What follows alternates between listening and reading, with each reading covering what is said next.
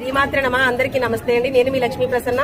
మనం కొవ్వూరు వారాహిపేటంలో ఉన్నాము. అయితే మన వారాహిపేటంలో అప్పనపల్లి గుడి కట్టిన రామస్వామి గారు వాళ్ళ అబ్బాయి వచ్చారండి. వెంకటేశ్వర స్వామి పేరే ఓకే. వెంకటేశ్వర స్వామి గారు వచ్చారనమాట. సాకింది నాయన ఆయన ఈ రోజు అంతలాగా దేవస్థానం అభివృద్ధి చెందిందంటే రామస్వామి గారు గారండి. నేను మీ నాన్నగారి వల్లే. అయితే చాలా మంది మన గుడికి వచ్చిన వాళ్ళు ఎంతో మంది చెప్తున్నారండి, అప్పనపల్లి దేవస్థానంతో మా అమ్మవారిని ఈ రోజు పోలిస్తున్నారు వారాహి పీఠాన్ని. అది మాకు చాలండి. మాకు ఇంకంతకన్నా భాగ్యం ఏం కావాలి చెప్పండి. ఇప్పుడు ఆవిడని అడిగామండి వెంటనే. ఆవిడ ఒక్క నిమిషం కూడా ఆలోచన చేయలేదు. మీరు వెళ్ళిపోండి లోపలికి దర్శనాలు కదా. అదే అదే రామస్వామి గారి పేరు చెప్పాను, ఇంకా మళ్ళీ ఏమనలేదు ఆవిడ. మహానుభావుడు అండి. ఎంత పుణ్యాత్ముడు.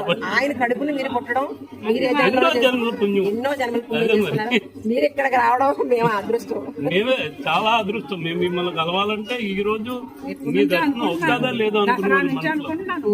అమ్మవారి దర్శనానికి వెళ్తాం. మా వారు ఖాళీ ఉండదండి. ఈవేళ శుక్రవారం అనుకోకుండా చెల్లాళ్ళు 100 ఉంటారు. చెల్లిగారు అబ్బాయి కోడలు. చూడండి, ఈ రోజు మన అప్పనపల్లి గుడి కట్టించుకున్న ఆయన మా కళ్ళ ముందు ఉన్నారు. మీరందరూ కూడా చూడండి ఒకసారి. ఆయన బిడ్డ అంటే ఇంకా మనకి ఆయన బిడ్డని మనం చూస్తున్నామంటే కొన్ని తరాలు చూడరు కూడా వీళ్ళని. ఇప్పుడు నెక్స్ట్ తరాలకి మనం చూడాలంటే కూడా కష్టమే కదండి. అలాగే డొక్క సీతమ్మ గారు ఇంటికి వెళ్ళే ఉండి మొన్న. అది 5వ తరం వచ్చేసింది. ఫస్ట్ ఇండియాలో ఆవిడ అన్నదానం. నెక్స్ట్ మళ్ళీ రామస్వామి గారు. ఆ తర్వాత మళ్ళీ అలా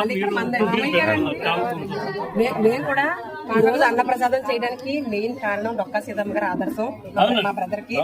అలాగే మీరు మా పీఠాన్ని మన ఈ అప్పనపల్లితో పోల్చడం నాకు చాలా గర్వం.